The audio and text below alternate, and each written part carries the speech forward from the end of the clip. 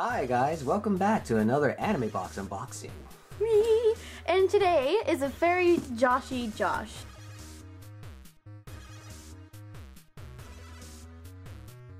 God, everyone's gonna love hearing my voice now, huh? Okay, so this is the start of Godzilla month, or as I like to call, Gojira month. And I'm gonna let Josh take the reins for these episodes. We're gonna have 4 of them. Oh boy. So yeah, let's see what you got, Josh. That's Josh has hairballs and herpes. Oh, way to start off. And AIDS. Anything else? Okay then. To start off this review. Oh yeah, this is the box that it came with. Yes, it's the special box when they first released the packaging for our new line of figures we're reviewing, the SH Monster Arts. You didn't not in the frame at all. No, it's not. What do you mean not in the frame? I'm looking at the SH Monster Arts. I thought you were trying to get the whole thing. And for the first review we're doing, we're going to be looking at Godzilla from 1964, aka Godzilla vs. Mothra, aka The Thing, aka name whatever the hell you want. Anyways, I got this at Comic-Con of 2014. I bought 3 of them at the same damn time. I think I spent about $400, maybe $300. How did you end up spending that much on 3 items? Because, well, this Godzilla in particular and the 80s Godzilla that was released were like about $56, $54, while the Millennium one, that came to about like $150. Why? That's the 2000 one? Yes. It's a bit of it's an out of a stock product, and when they first came out... Oh, so it was rare? Yeah, that one's one of the rare ones, and it actually used to be $70. And actually, a fun fact now, they are re-releasing it, but with a different kind of color scheme on the scales. So if you want to check that out, look at Tamashii Nation's Bluefin or SH Monster Arts. It's definitely worth the buy. But until then, we're going to be looking at this bad boy. And it's kind of funny. The box is so huge and so extravagant, and yet you get the figure. And it's just a little tail. Pretty much. Yeah, I was really shocked how small this was when we first opened it. What?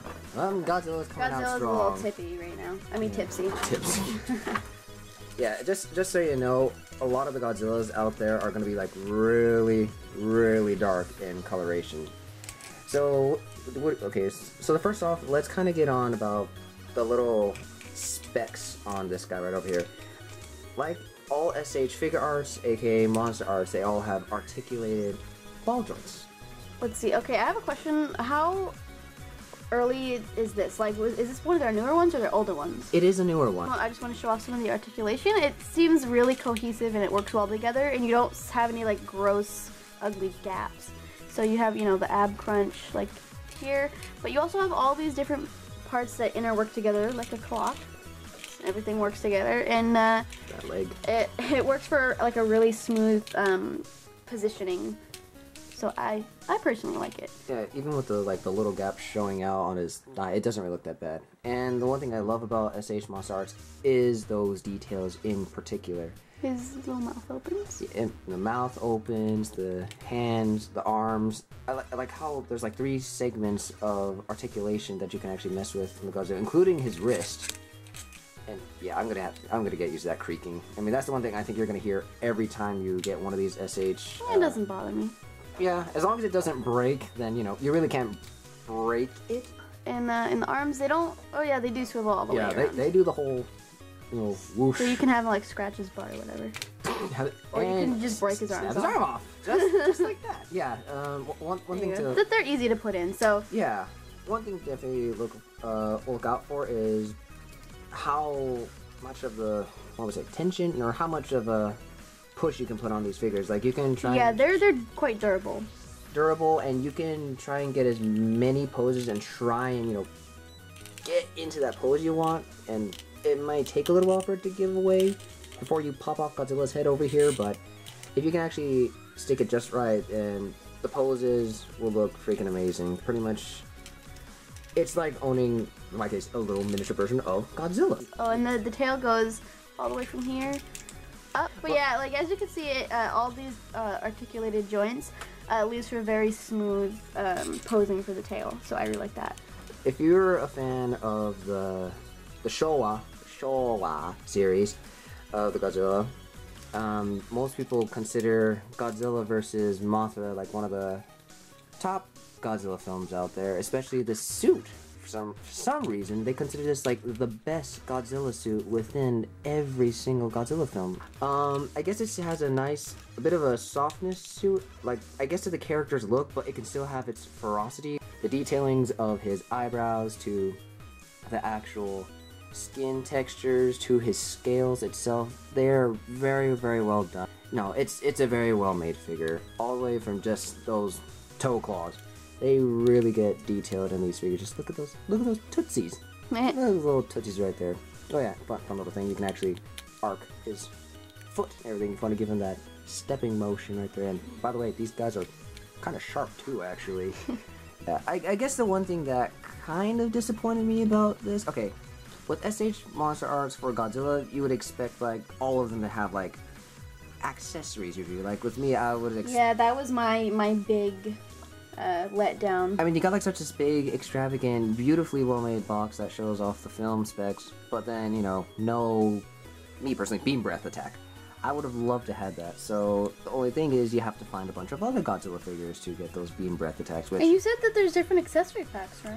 Yes, Are those interchangeable with like this one or like the 80s one or whatever? Well, the accessory packs are yeah, there are. I mean, there's some of them have breath beam attachments, destroyed buildings, and army militia. The tanks, some of the laser vehicles that were used in the film, the flying freeze ray. Well, we'll not get into that detail right there, but. Yeah, there's a lot of accessory packs that are out there, including a recent one that's going to be added for, like, the Mechagodzilla SH Monster Arts. Oh, that sounds neat. Yeah, there's a shit ton of accessories, but other than that, I'm only hunting for, like, ones with breath beam effects, and I do have one that has breath beam effect, and it's in that train wreck of a SH Monster Arts, but I'll show that detail off a little better, and God, I freaking just love this stuff right here. I mean, for anyone who can actually mess with this and get like some good stop motion, I would love to see it. I've only seen one good stop motion artist out there. I want to try it out myself, but I'm just too damn lazy.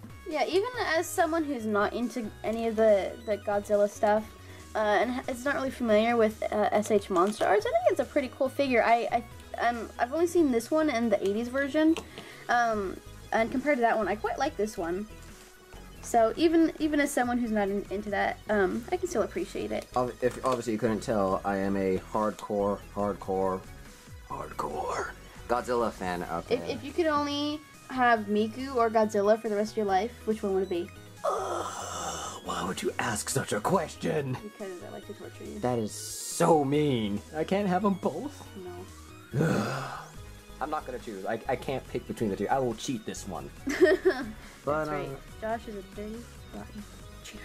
Yeah. Alright, so I suppose that's it for this video. Yeah, and we're definitely gonna have a lot more fun showing off the other.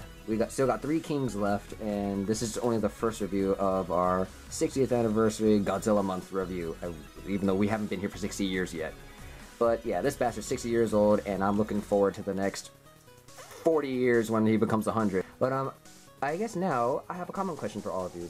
From reading all the stuff on the Godzilla vs. Mothra suit, which is your favorite Godzilla outfit? Whether it's from 1954's original Gojira to the look of legendary Warner Brothers Godzilla, which is your actual favorite Godzilla suit? For me, I'd have to go with, call it cheating. I like the original 1954 Gojira black and white film, because even there are some scenes where he looks kind of like a derpy cookie monster for some reason. It was where it all began, and it's just one of the most terrifying looks compared to today's Godzilla. But that's for me. If you want, let me hear your answers below. Let's talk Godzilla. Let's have all that good fun. Yeah, so anyways, that is for today's first Godzilla 60th anniversary review. I'm making Josh do the outro. This is the worst! Come on, Josh, you can do it. Alright, guys, that is... Oh, God damn it, why am I brain farting so much? Don't laugh at me. For every time that you fuck it up, I'm gonna put it in after the outro. So you better get it ready.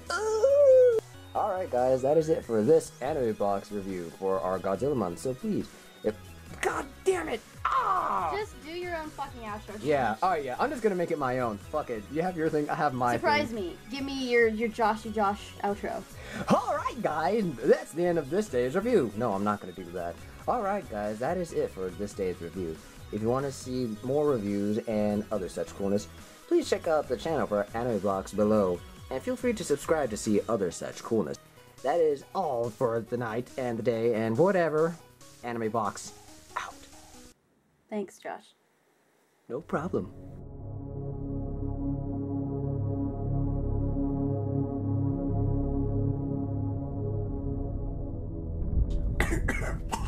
That's Josh has hairballs Yeah. and herpes Oh, way to start off. and AIDS.